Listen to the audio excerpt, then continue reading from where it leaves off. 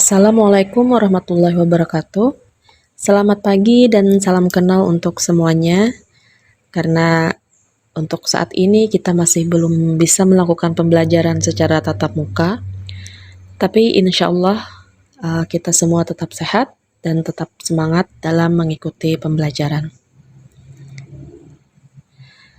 Hari ini kita akan memulai pembelajaran dari mata pelajaran pengetahuan bahan makanan. Tapi sebelum itu alangkah baiknya kita memulai pembelajaran hari ini dengan sama-sama berdoa menurut kepercayaan masing-masing. Berdoa, mulai. Berdoa, selesai. Baiklah, langsung saja. Hari ini materi yang akan kita pelajari yaitu tentang daging.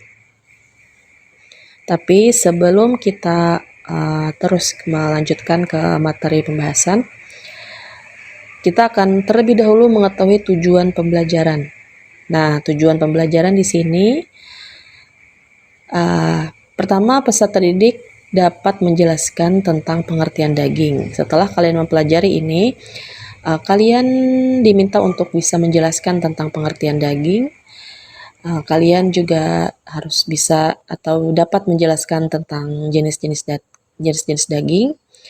Peserta didik juga dapat menjelaskan tentang struktur daging, tentang fungsi daging, dan tentang manfaat daging. Masuk ke materi selanjutnya yaitu pengertian daging. Ada beberapa pengertian di sini. Yang pertama, menurut Departemen Perdagangan RI tahun 2017, daging adalah urat daging atau otot yang melekat pada kerangka kecuali pada bibir, hidung, dan telinga dari hewan yang sehat saat dipotong.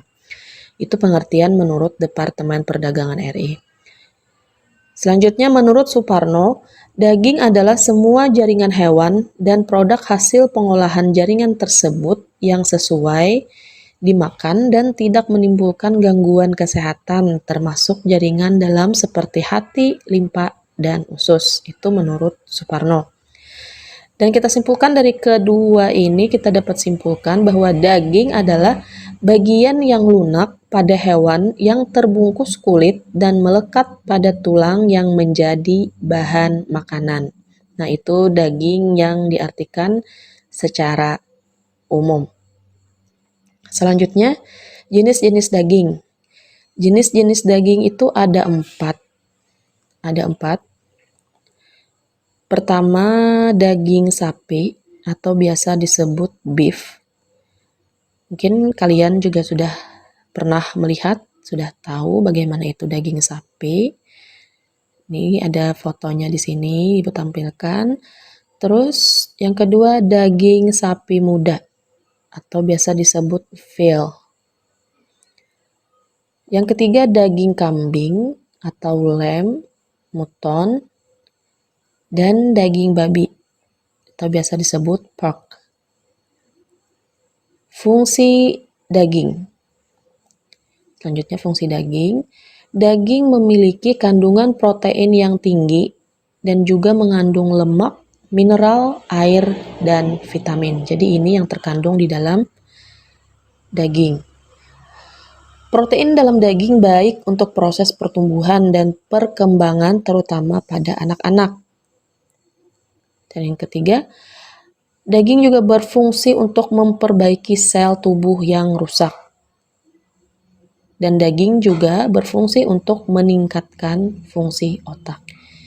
Jadi ini fungsi daging secara umum yang dapat kalian ketahui. Struktur daging. Struktur daging dari komponen fisiknya terdiri dari kulit, jaringan lemak, jaringan otot, tulang, jaringan pembuluh darah, dan jaringan syaraf. Komponen utamanya jaringan otot, jaringan lemak, jaringan ikat, tulang, dan tulang rawan. Itu tadi struktur daging. Manfaat daging.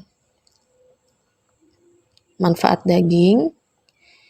Pertama, daging memiliki kandungan protein yang tinggi. Ini kurang lebih dari pada fungsi daging tadi, tapi ini mungkin lebih spesifik ya dari manfaat daging. Yang pertama, memiliki kandungan protein yang tinggi. Terus yang kedua, daging merupakan salah satu sumber pangan. Yang ketiga, daging bisa dimanfaatkan sebagai bahan campuran lain atau bahan campuran makanan lain. Yang keempat, daging bermanfaat untuk pertumbuhan dan perkembangan tubuh manusia. Yang kelima, daging memiliki kandungan lemak dan mineral yang diperlukan oleh tubuh manusia.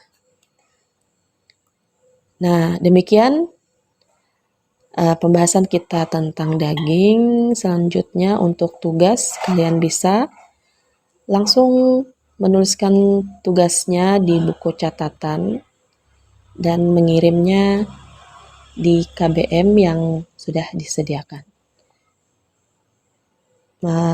Demikian penyampaian materi Ibu hari ini. Semoga kalian bisa mengerti dan bisa memahami. Selalu jaga kesehatan, pakai masker, menjaga jarak, dan jangan berada di kerumunan. Semoga kita selalu dilimpahkan kesehatan oleh Allah Subhanahu wa Ta'ala. Sampai cukup sekian. Terima kasih Ibu ucapkan. Wassalamualaikum warahmatullahi wabarakatuh.